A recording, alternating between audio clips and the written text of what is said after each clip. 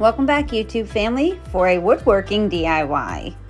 In this video, I'm going to be making picture frame shelves for my entryway. To start, we will need a 1x2x6, a 1x3x6, and a 1x4x6. I am making each picture frame shelf 3 feet long, and by getting 6-foot boards, it will minimize the amount of cuts that I have to make.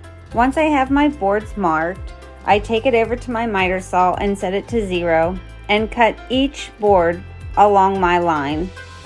Setting it to 0 will give me that straight cut. If you do not have a miter saw, most hardware stores will cut your wood for you.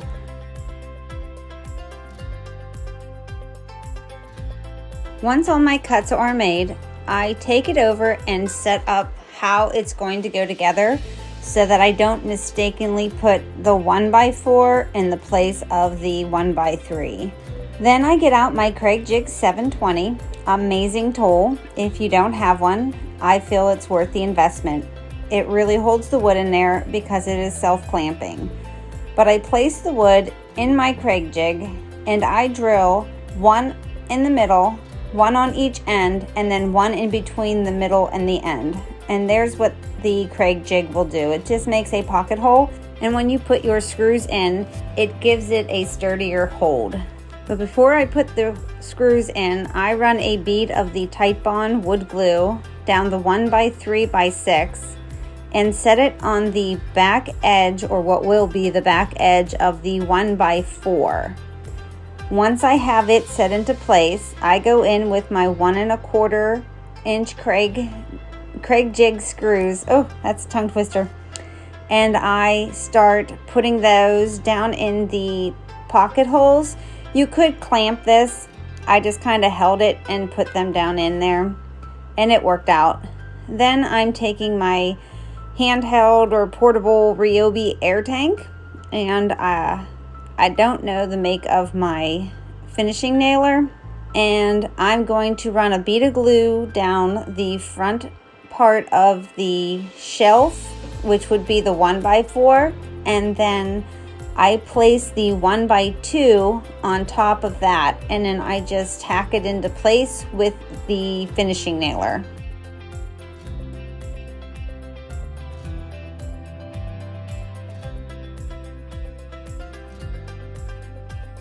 Once I have both shelves built and put together, I take my Milwaukee hand sander. It's like a palm sander. And I just go over the boards really good, making sure that I get all of the wood glue off that seeped out. And then the parts that I can't reach with my sander, I go in and hand sand it and then wipe it off with a microfiber cloth. So I picked up this Rust-Oleum gel stain in Early American. I hear a lot of people that I follow love this color, and I wanted a darker wood. And they always talk about how rich and deep this color is. So I picked up a gel stain.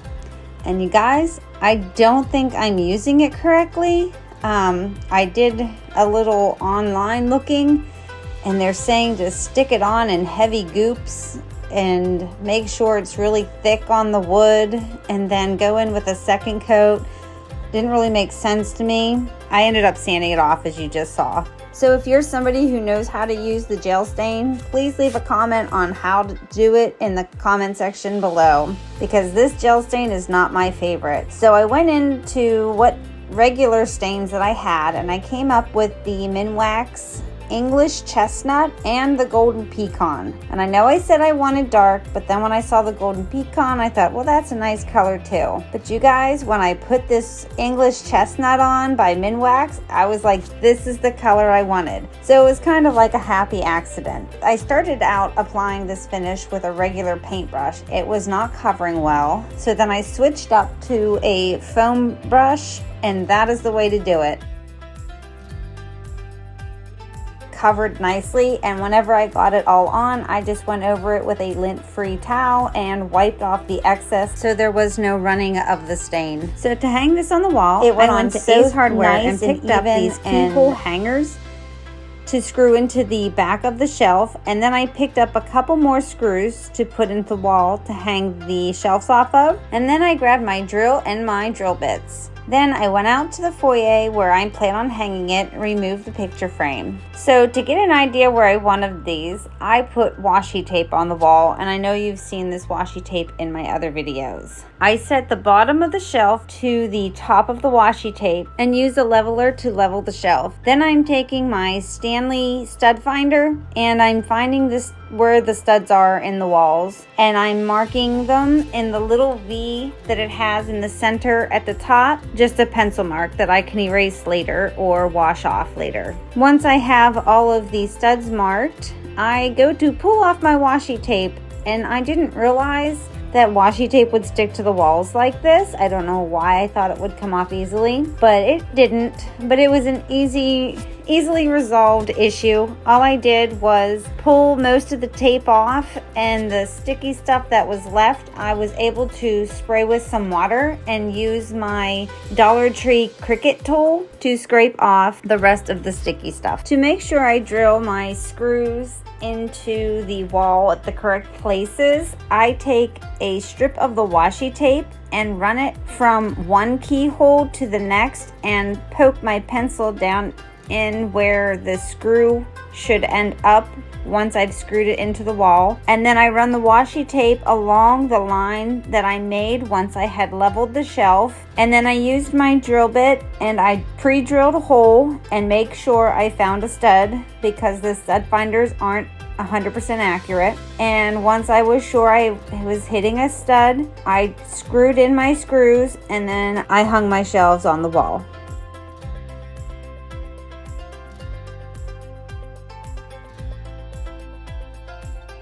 Well, you guys will have to let me know what you think of these shelves in the comment section below. If you like what you see here, give this video a thumbs up. If you're new to my channel, click on the subscribe button, and when the bell appears, choose to be notified every time I upload a video. So to fill up my picture frames with photos, I was going to use my Epson ET4800. This is what I got.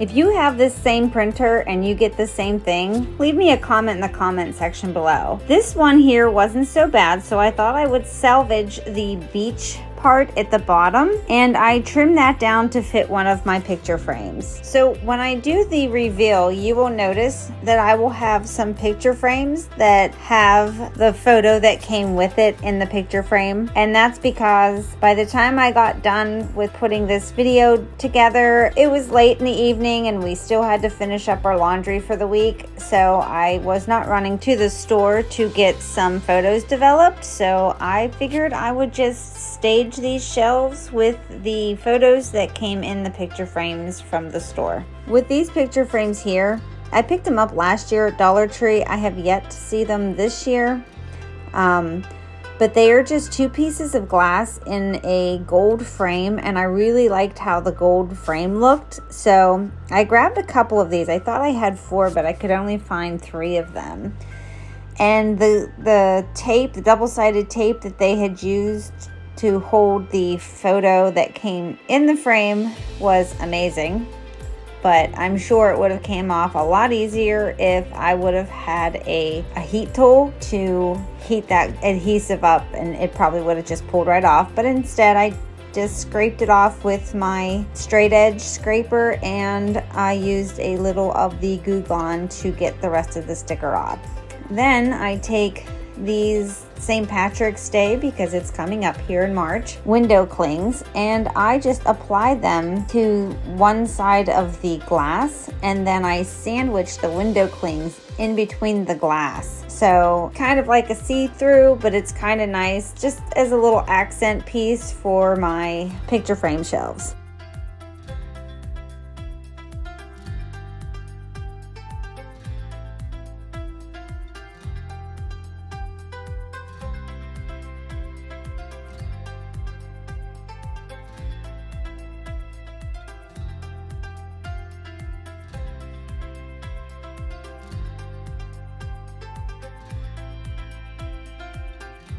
Another item I picked up from the Dollar Tree was this, I guess it's called a church window home decor piece, but I wanted to embellish it a little bit and kind of make it like spring St. Patrick's Day, something I can leave up for a while. So I have this white and green garland that I picked up at the Dollar Tree also, and all I did was simply wrap it around 3 times so that it would fit around the little sign in the center of the window that says welcome to our home. And then I just hot glue that down in there once I get it around, and I think it really made this little shelf sitter home decor piece. Let me know in the comments section what you would have done differently or what you would have added to what I did.